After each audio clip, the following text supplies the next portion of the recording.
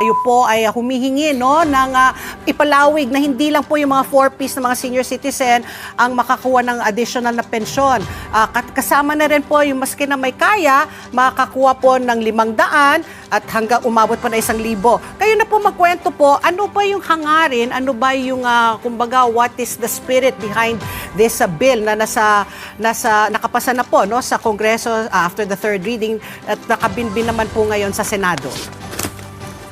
Well, yung Universal Social Pension, lahat po ng senior citizen basta magkaedad 60, tatanggap ng monthly stipend kung kung ma-approve na ito. So, ngayon, kasi madami po kami na natatanggap na reklamo. Bakit daw yung tumatanggap ng pension, may kaya naman. Tapos yung iba naman, ay hirap na hirap, hindi sila nakakatanggap. So, at saka yung iba naman, bakit daw wala silang pension? Ginawa naman daw nila lahat ang kanilang magagawa, nag-contribution naman sila sa gobyerno, nagbayad ng tax, nagtrabaho, bakit wala silang pension? So, sabi namin sa Kongreso, bakit nga naman hindi bigyan na lang lahat. Total, konting diferensya na lang naman. So, yun, para talagang lahat, at yung talagang mahihirap na hindi nakalista na indigent, ay mabigyan. So, ginawa namin Universal Social Pension. So, na-approve naman sa Kongreso dahil meron naman nakita na pagpondohan.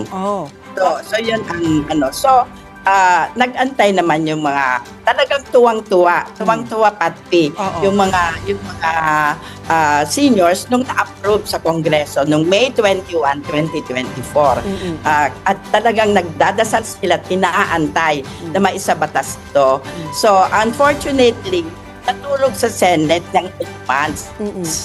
So, siguro, hindi na maka-antay yung mga senior citizen. Talaga kung nagmarcha na sila, talagang pumunta na po sila sa Senado para pakiusapan at magmakaawa sa mga seniors, sa mga senators, mahal nating senators na aprobahan na itong batas na ito para naman lahat ay makatanggap ng pension.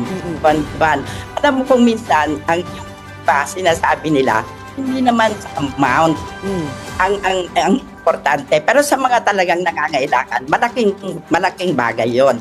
Kasi tulong ng pambili ng gamot, pambili ng pagkain. Pero sa mga hindi naman talaga nangangailangan, ay ang sabi nila, at last, kung maging batas yan, ay na-recognize na rin kami sa ampag namin noon, nung kabataan namin sa gobyerno. Yun naman ang madalas silang sinasabi. Meron nga nung nakumbida ako sa isang gathering, nang may mga kaya naman, may mga negosyante actually. Sabi nila na ay kung maging batas yan at mabigyan kami, maski yung una lang na ang tatanggapin namin, ikwa-kwadro namin yon. Yung 500 na yan, ikwa-kwadro namin para makita namin na at last, ni-recognize kami ng gobyerno at binagyan din. Kasi, porke malaki yung bahay namin, dinadaan-daanan lang kami pag may baha o may bagyo, hindi kami nabibigyan ng ayuda. Yun ang hindi pa biro sinasabi. Pero napakaganda daw yun kasi at least na-recognize na sila ng gobyerno na nabigyan ng galing sa gobyerno. You mentioned kasi na sabi nyo mahahanapan ng pondo.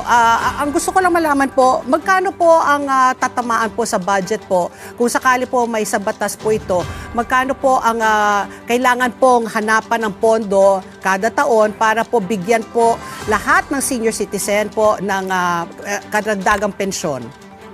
Yes, yung 7 million na hindi pa tumatanggap at 35 billion. Okay. Yun ang karagdagang pondo at yun naman ang meron namang pagkukuhanan kaya nga inapprove namin sa Kongreso. So ito talaga lahat ng senior citizen talaga matutuwa dito. Kasi may mga hirap pa rin naman na hindi tumatanggap. So pag naaprubahan nito, lahat po ng senior citizen, walang diskriminasyon, walang pili-pili, mabibigyan po lahat. At naman, naglagay naman kami ng provision doon na yung hindi tatanggap, ay mag-ano ng waiver o kung saan niya idodonate na ng institution for senior citizen, yung dapat tanggapin niya buwan-buwan. Okay. At dahil kasi, magandang umaga po, Kong Mila, si Ali Soto po ito. At, Hi, hello, Adi. Good morning. Because it's already January 23, no? At ang magkakaroon na naman ng adjournment sa February 8.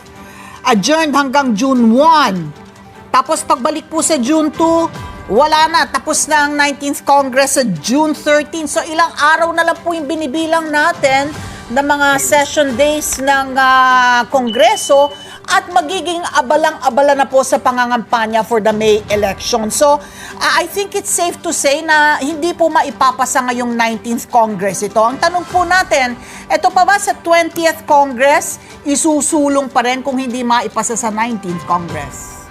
Isusulong pa rin. Kasi yun ang gusto talaga ng mga senior. Yun ang hinihingi nila talaga.